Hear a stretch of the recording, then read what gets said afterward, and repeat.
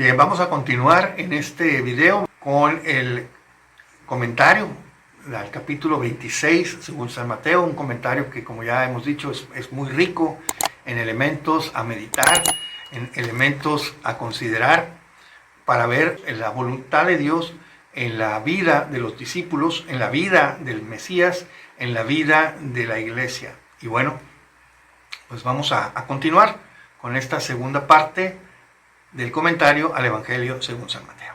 Bien, entonces, después tomó el cáliz, dice, y después de dar gracias, otro gesto, la Eucaristía, término que se utiliza, ¿no? Es esta acción de gracias, es esta acción de gracias. Bueno, después de dar gracias, si bien, ya dijimos, cuando toma el pan y lo parte y lo entrega, entonces lo partió y lo dio a sus discípulos. Este es el primer gesto con el que se conoce a la misa, la fracción del pan. Pero ahora lo conocemos como la Eucaristía porque es el momento de dar gracias. Y en este, como dijimos, dar gracias y al mismo tiempo recibir la gracia de Dios. Porque Jesús dice, al que come mi carne y bebe mi sangre, tiene vida eterna y yo lo resucitaré el último día. Entonces, comer el cuerpo y beber la sangre del Señor es dar testimonio de nuestra fe acerca de la confianza que tenemos en que Jesús vendrá por nosotros el último día, nos resucitará y nos llevará con Él, para que donde Él esté, estén sus servidores. Es esta promesa que Jesús hace y Él aquí instrumenta, define, establece el mecanismo, la forma mediante el cual esta promesa se cumplirá. Esta promesa de unirnos a Él, de tener comunión con Él, por eso también se le llama a este encuentro con Jesús, Eucaristía, le llamamos la comunión, la común unión, la unión total con el Cristo místico, el Cristo total. Es decir, al comulgar nos hacemos uno con todo el cuerpo de Cristo, que es la iglesia, y con nuestra cabeza, que es el mismo Señor Jesucristo.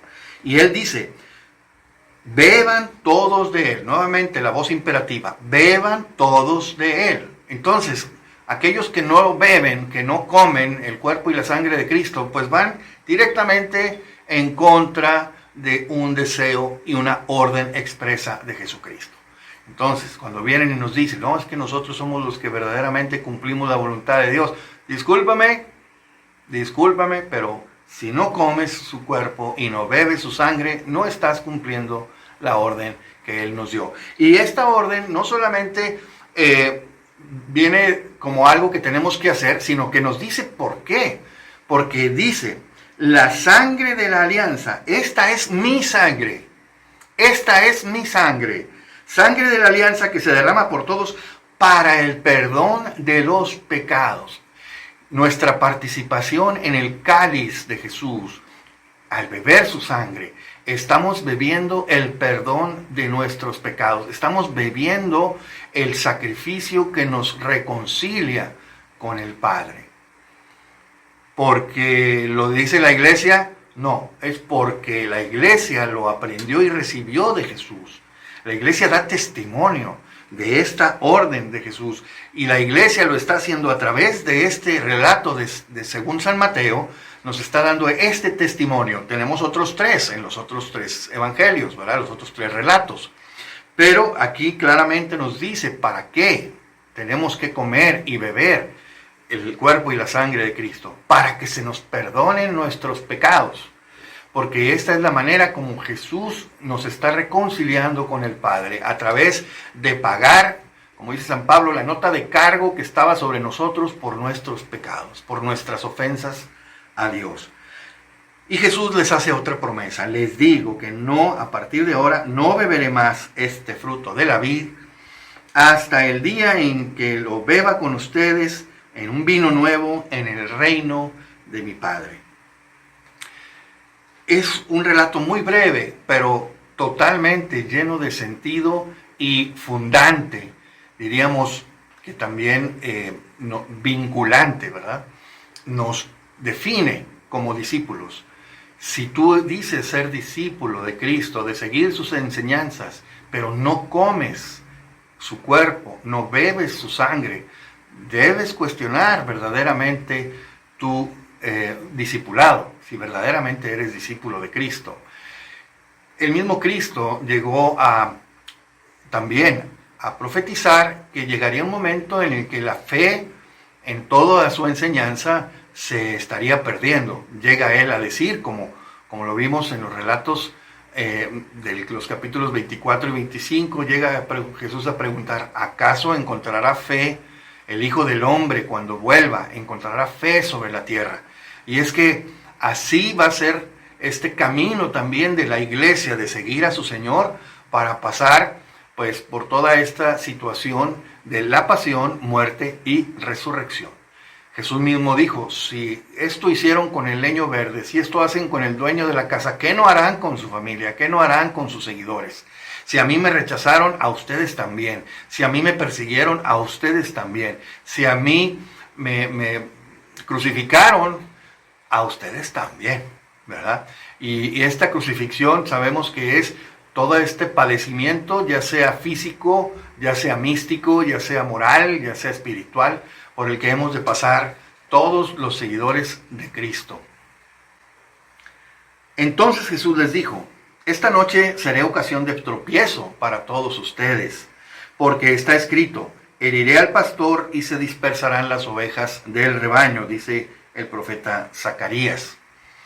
Pero después de resucitar me encontraré de nuevo con ustedes en Galilea. Aquí ya está definiendo Jesús dos cosas muy claras.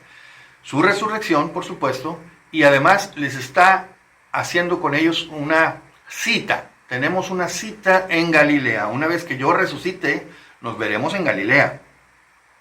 Y entonces Pedro, pues toma la palabra, este Pedro que ya conocemos, muy aventado, muy arrojado, ¿verdad? Para seguir a Jesús, al grado a veces de la imprudencia, ¿no? Como le llegó a suceder cuando el Señor, después de haberle dicho que le va a dar las llaves del reino y todo esto, pues Pedro se siente con la confianza de quererle corregir a Jesús el plan, diciéndole, no, pues, ¿cómo que vas a ir a Jerusalén a que te maten? Bueno, y Jesús pues lo reprende, estás pensando como los hombres, tentador, que es lo que significa la palabra Satanás, el tentador. Oye, no quieras tentarme, hazte a un lado, ponte detrás de mí y sígueme, yo no te voy a seguir a ti, tú eres el que me debe seguir a mí, ¿no? Como le dijo Dios a Jeremías, creo que es en el capítulo 15, ¿no? Ellos tienen que ser como tú, no tú como ellos. Bueno, pues así, Jesús le dice, yo no te estoy siguiendo a ti, tú eres el que me sigue a mí. A ver, atrás, tentador, házteme a un lado, ¿no? Bueno, pues aquí también Pedro se vuelve a aventar y dice, aunque seas ocasión de tropiezo para todos, para mí no lo serás. Otra vez, Pedrito hablando de más. Y Jesús le dijo, mira, te aseguro que esta misma noche, antes que el gallo cante, me habrás negado 3 veces. O sea, efectivamente Jesús, el seguimiento de Jesús, su amor por él, pero al mismo tiempo su, digamos, sentido de supervivencia será piedra de tropiezo para Pedro, va a hacer que caiga, ¿verdad? Y vaya de qué manera lo hará, porque así le dice Jesús, me habrás negado 3 veces. Jesús negado por Pedro, Pedro negar a Jesús después de todo lo que el Señor le había revelado acerca de Jesús a Pedro, ¿no? Y Pedro le contesta, todavía sigue hundiéndose más mi Pedrito, aunque tenga que morir contigo, jamás te negaré. Y los demás dicen, y lo mismo dijeron todos los discípulos, todos envalentonados. Claro, sabían que era un momento muy difícil, un momento en el que el Señor les estaba profetizando, les estaba anunciando algo terrible, ¿verdad? Que a ellos los llenaba de tristeza. Pero bueno, ellos le quieren refrendar a él su compromiso, su voto de confianza, su voto de, soy tu discípulo, Señor, y no te voy a dejar. No conscientes de pues la realidad de lo que va a tener que suceder. Y obviamente esto Jesús no se los va a reprochar. Cuando se aparece a ellos después resucitado, Jesús nunca les reprocha el haberlo negado o el haberlo abandonado. Él sabía que esto tenía que ser. Y por eso Él les dice, es que así está escrito, ¿verdad? En el profeta Zacarías, en el capítulo 13, versículo 7, dice, heriré al pastor y se dispersarán las ovejas. Va a suceder lo que está escrito. Nuevamente, como dice el credo, sucedieron las cosas como estaba escrito, como Dios ya lo había predicho, como Dios ya lo había previsto. Estamos siguiendo el plan de Dios y aún hoy seguimos haciendo las cosas y siguen las cosas sucediendo tal y como está escrito. Claro, como está escrito en las profecías que hablan del fin de los tiempos, del fin del mundo eventualmente, y que bueno, ciertamente no podemos nosotros entender al 100%, pero que sí Jesús nos dice, estén pendientes de los signos de los tiempos, porque así va a pasar. Entonces fue Jesús con sus discípulos a un huerto llamado Getsemaní y les dijo, siéntense aquí mientras voy a orar un poco más allá. Llevó consigo a Pedro y a los dos hijos de Zebedeo. Nuevamente estos tres, escogidos, elegidos, que son testigos de primera mano de cosas muy fuertes de la vida de Jesús, y el Señor así lo ha querido, por eso los toma a ellos, y por eso nos dirá San Pablo que ellos tres eran considerados columnas de la iglesia, y ciertamente porque Jesús con el trato pues dejó en claro que así era su voluntad. Y les dijo, siéntense aquí mientras voy a orar un poco más allá. Comenzó a sentir tristeza y angustia y les dijo, me muero de tristeza. Le dijo a los tres, ¿verdad? A Pedro, a Santiago y a Juan. Me muero de tristeza, quédense aquí y velen conmigo. ¿Cómo sería esta súplica, esta petición de Jesús a sus apóstoles? Jesús empieza a mostrar una vulnerabilidad, una debilidad, digamos, una limitación deseada por el Padre, permitida por el Padre. Y Jesús muestra aquí su humanidad. Me muero de tristeza. Tengo una tristeza mortal, dirán otras traducciones. Quédense aquí, velen conmigo. Jesús pide compañía. ¿Cuántas veces el Señor en el sagrario nos está esperando siempre a que vayamos y velemos con Él? Es este momento de Getsemaní que está perpetuado en el sagrario, con el Santísimo Sacramento preso en el sagrario, donde Él está allí por amor a nosotros, para escuchar nuestras oraciones, para que velemos con Él. ¿Cuántas veces, como ellos, nos distraemos, nos quedamos dormidos? Después, avanzando un poco más, cayó rostro en tierra y suplicaba así: Padre mío, si es posible, aleja de mí este cáliz de amargura, pero no se haga como yo quiero, sino como quieres tú. Aquí el Señor nos muestra, Mateo nos está mostrando una condición de Jesús. Jesús es verdadero Dios y es verdadero hombre. Como verdadero Dios, Jesús sabe la importancia y, digamos, conoce a la perfección el plan del Padre.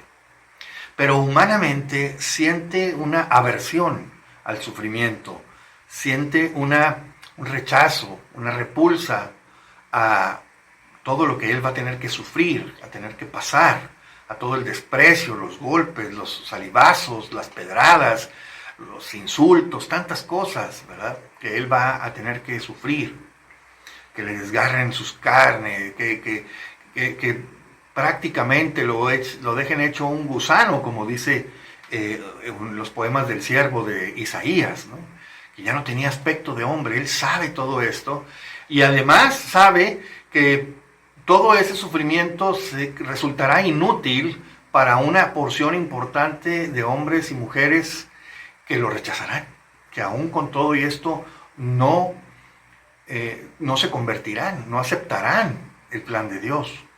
Y todo esto le causa a Él un dolor tremendo.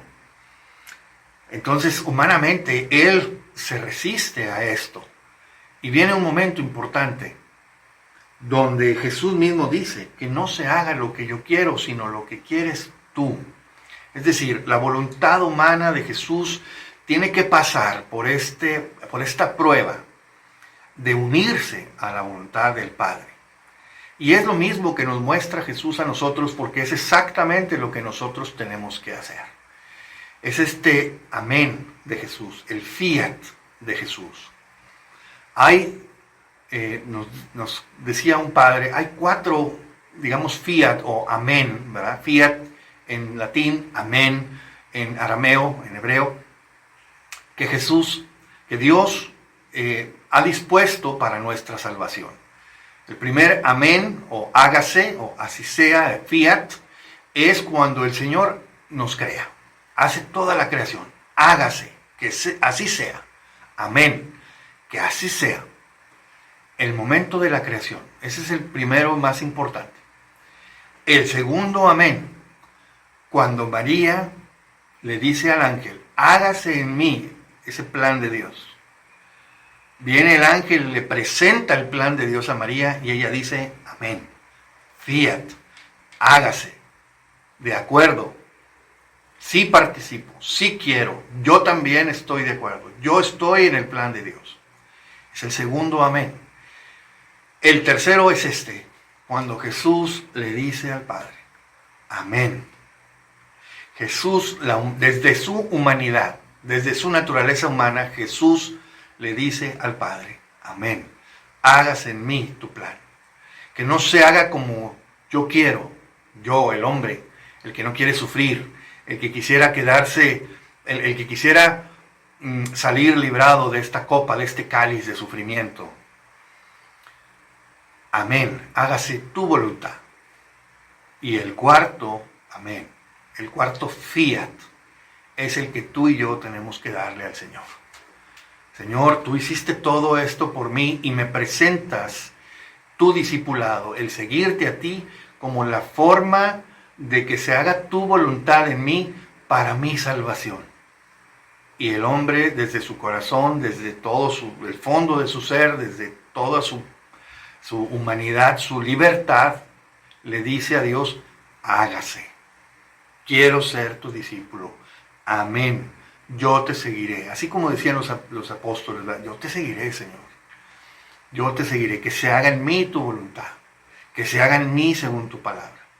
Esos son los 4 momentos del fiat o del amén, del hágase, del abandonarnos a la voluntad del Padre, que Él en su infinita sabiduría sabe lo que nos conviene y por eso hace las cosas como las hace, porque es lo mejor, porque lo hace por amor, porque es la manera de demostrarnos toda su entrega, porque antes, como dice San Pablo, o más bien San Juan, antes de que nosotros amemos a Dios, Él nos amó primero.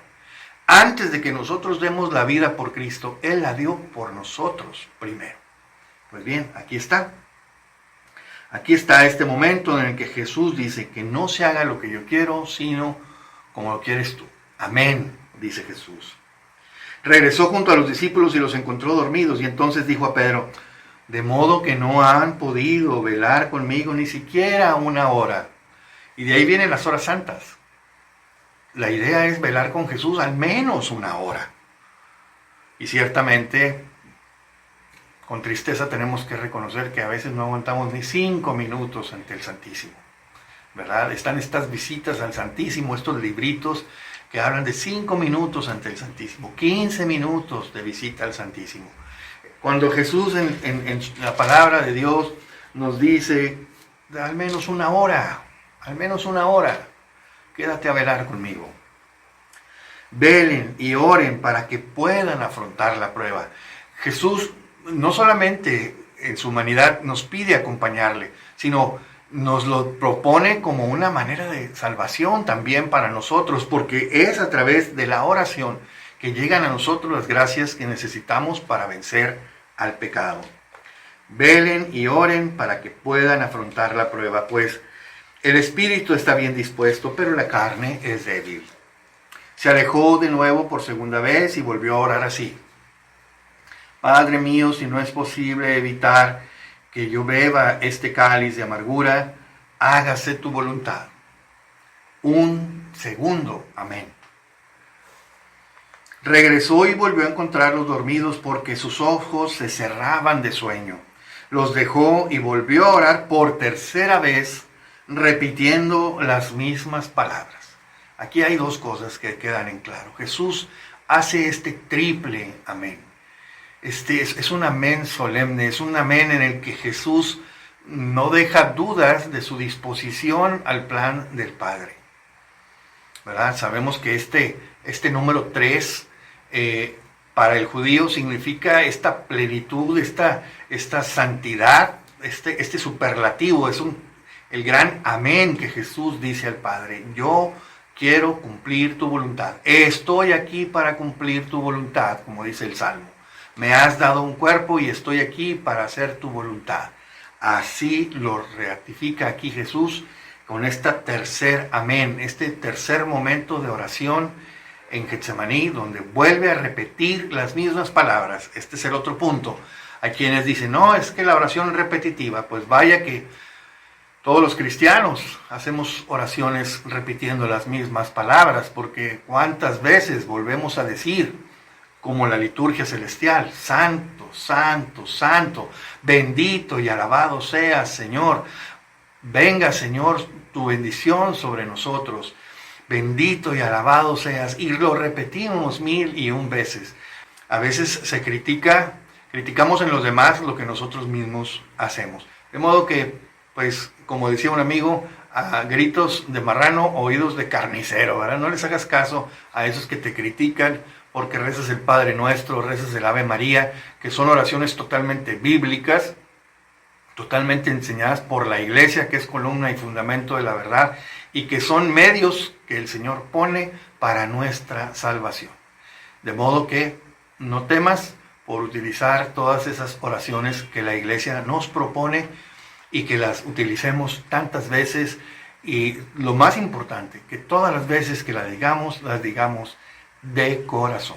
Eso es lo importante, decirlo de corazón, no como merolicos, no como pericos que repiten o loros que repiten, nada más sin pasar por la mente y el corazón lo que se dice. Eso es muy importante, porque lo mismo se puede hacer con otras oraciones, ¿verdad? Gloria, gloria, gloria, gloria, alabanza, alabanza. Estamos también como loros diciendo, si no sale del corazón, da lo mismo, nos quedamos vacíos. Entonces, importante, poner el corazón en la oración que hagas, sea cual sea, la que viene espontáneamente de tu ser o la que nos ha enseñado la Iglesia y el mismo Cristo, para que con ella nos dirijamos al Padre. Y entonces Jesús vuelve a encontrarlos dormidos, vuelve a orar por tercera vez, repitiendo las mismas palabras. Entonces regresó donde estaban los discípulos y les dijo, ¿todavía están durmiendo y descansando? Ha llegado la hora y el Hijo del Hombre va a ser entregado en manos de los pecadores. Vamos, levántense. Ya está aquí el que me va a entregar.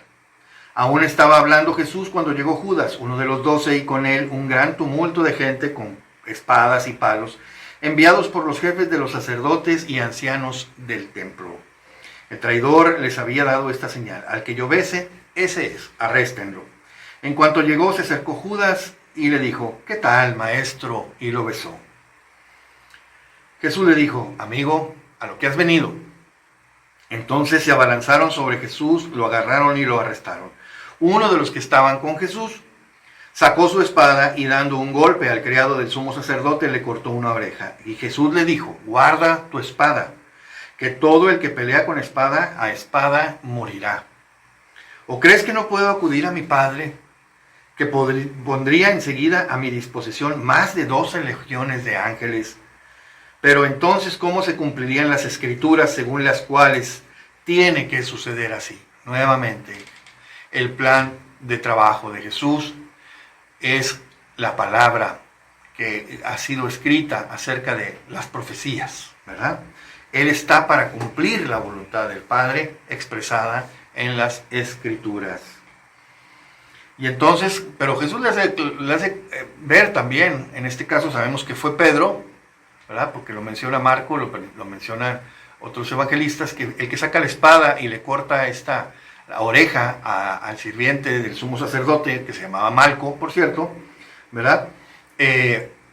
Jesús lo reprende y le dice, ¿no entiendes? ¿No has entendido todavía que si Dios permite esto es porque así tiene que ser? Es decir, yo puedo en cualquier momento pedirle a mi Padre que me ayuden y vienen los ángeles y me sirven, me rescatan de esto. Es decir, esto es la voluntad de Dios. entiéndelo, tiene que suceder así. Y esto nos puede plantear algo también muy tremendo. Actualmente la iglesia es perseguida, siempre lo ha sido desde que nació, ¿verdad? Y está profetizado que muchos tendremos que dar la vida por Cristo de una manera u otra. Al decir muchos es todos los que queramos seguirle. Tenemos que dar la vida de una forma u otra, darla por Él. Ya sea en la vivencia de nuestra vocación, ¿verdad? Nuestra vocación ya sea sacerdotal o consagrada o laical, pero finalmente es dar la vida por Cristo. Y bueno, esto es algo que tiene que suceder. Si la iglesia entonces está siendo perseguida, y aquí Jesús le dice a Pedro, no intervengas, no trates de detenerlo, ¿qué deberíamos pensar cuando vemos que la iglesia es tan atacada? ¿Deberemos dejar que siga siendo atacada o deberemos tratar de defenderla? Bueno, pues está el testimonio de los santos, de todos los cristianos, ¿verdad? Desde el siglo I hasta nuestros días, donde ha habido gente que, bueno, toma la estafeta, toma el estandarte de la iglesia para defenderla y hacer valer la verdad que está en la iglesia. La verdad que es Jesucristo, que habita en medio de su pueblo que lo alaba, en medio de su pueblo que lo sirve, en medio de sus discípulos. Porque esta también fue su promesa. Yo estaré con ustedes todos los días, hasta el fin del mundo. Pues bien, aquí está entonces esta cuestión. ¿Qué debemos hacer? Bueno, tenemos que salir a defender a la iglesia, pero si aún así nuestros esfuerzos resultan inútiles, diríamos, porque la voluntad de Dios es la que prevalece, pues bueno, la iglesia tendrá que pasar, como su Señor, por la persecución, por el rechazo, por la pasión, la muerte y la resurrección. Luego se dirigió a la gente y dijo, han salido a detenerme con espadas y palos como si fuera un bandido. A diario me sentaba en el templo para enseñar y no me han arrestado. Pero todo esto ha ocurrido para que se cumpla lo que escribieron los profetas. Nuevamente, lo importante para Jesús es el cumplimiento de las Escrituras. Entonces todos los discípulos lo abandonaron y huyeron, como fue profetizado por Zacarías, ya lo vimos. Todos los que arrestaron a Jesús lo llevaron a casa del sumo sacerdote Caifás, donde estaban reunidos los maestros de la ley y los ancianos. Pedro lo seguía de lejos hasta el palacio del sumo sacerdote, entró y se sentó con los criados para ver cómo terminaba todo. Bueno, aquí está el relato de las 3 negaciones de Pedro, ¿verdad? Los jefes de los sacerdotes y todo el consejo de ancianos buscaban una acusación falsa contra Jesús con la intención de darle muerte, pero no la encontraron a pesar de que se presentaron muchos testigos falsos. Mateo nos está dejando en claro que el juicio de Jesús fue un juicio falso, un juicio tendencioso, manipulado, en el que buscaban inclusive una mentira con la cual acusar a Jesús, porque ninguna acusación cierta, válida, la podían encontrar, y de hecho no la encontraron. Pues bien, dice, no la encontraban a pesar de que se presentaron muchos falsos testigos, y al fin se presentaron 2 que declararon lo mismo. Dijeron, este ha dicho, puedo destruir el templo de Dios y reconstruirlo en 3 días. Entonces el sumo sacerdote tomó la palabra y le dijo, ¿no respondes nada de qué te acusan estos? Pero Jesús callaba. El sumo sacerdote le dijo, te conjuro por Dios vivo, dinos si tú eres el Mesías, el Hijo de Dios. A Jesús, ante esa solicitud tan solemne, clara y directa, no le queda más que responder la verdad. Tú lo has dicho. Y además les digo que a partir de ahora verán al Hijo del Hombre sentado a la derecha de Dios Todopoderoso, como dice el Salmo 110, y que viene sobre las nubes del cielo. Entonces, Jesús nuevamente recurre a la Escritura para establecer esta profecía, para establecer esta realidad que sucederá después de la resurrección. Veréis al Hijo del Hombre sentado a la derecha del Todopoderoso, y que viene sobre las nubes del cielo. Y entonces el sumo sacerdote rasgó sus vestiduras y dijo, ha blasfemado. ¿Qué necesidad tenemos ya de testigos? Acaban de oír la blasfemia. ¿Qué les parece? Bueno, ¿a qué blasfemia se refiere el sumo sacerdote? Bueno, pues al decir Jesús que Él es el Hijo del Hombre que estará sentado a la derecha del Todopoderoso, está diciendo que Él es Dios. que Él estará reinando sentado al lado del trono, a la derecha del trono. ¿Quién se sentaba a la derecha del trono? Pues la mano derecha del rey. Y le está diciendo Jesús, yo soy Dios y soy la mano derecha, la mano ejecutora del Padre. Para el judío, ¿verdad?, que recordaba y tenía muy claro este Shema Israel, Adonai Ejá, el Señor es uno, dice, ¿cómo que Dios y el Hijo y pues cuántos? Si solamente hay uno, es blasfemia declararse Dios, ¿verdad?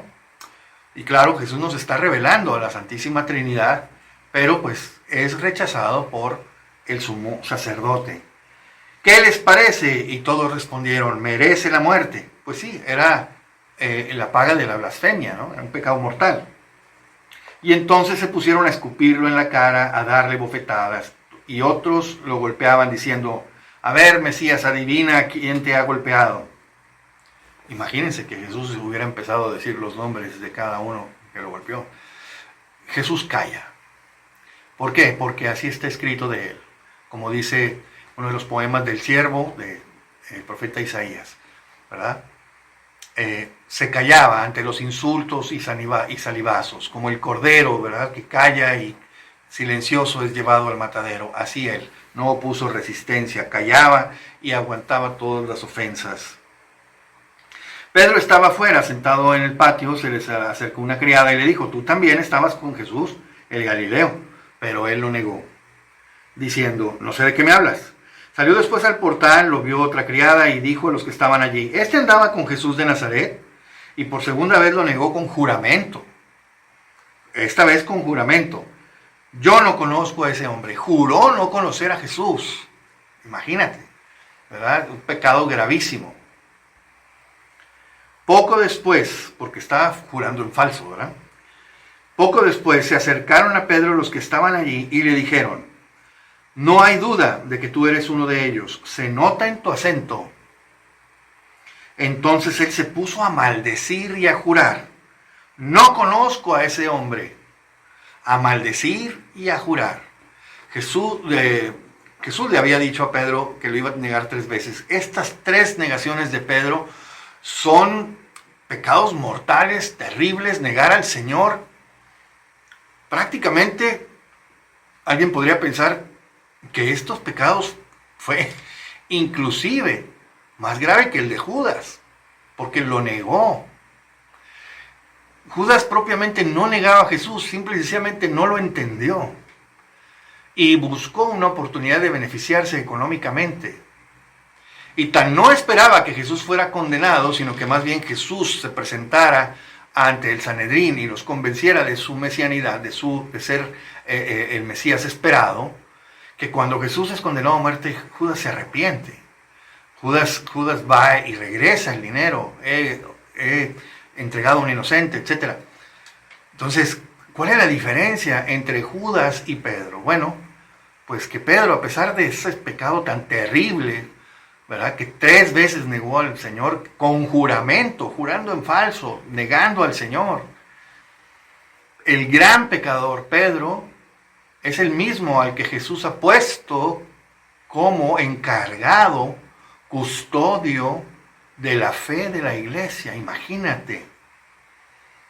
Pero Pedro se mantuvo fiel después de que se arrepintió. Es decir, él regresó al grupo, regresó buscando a la madre de Jesús, regresó a donde estaban los discípulos escondidos.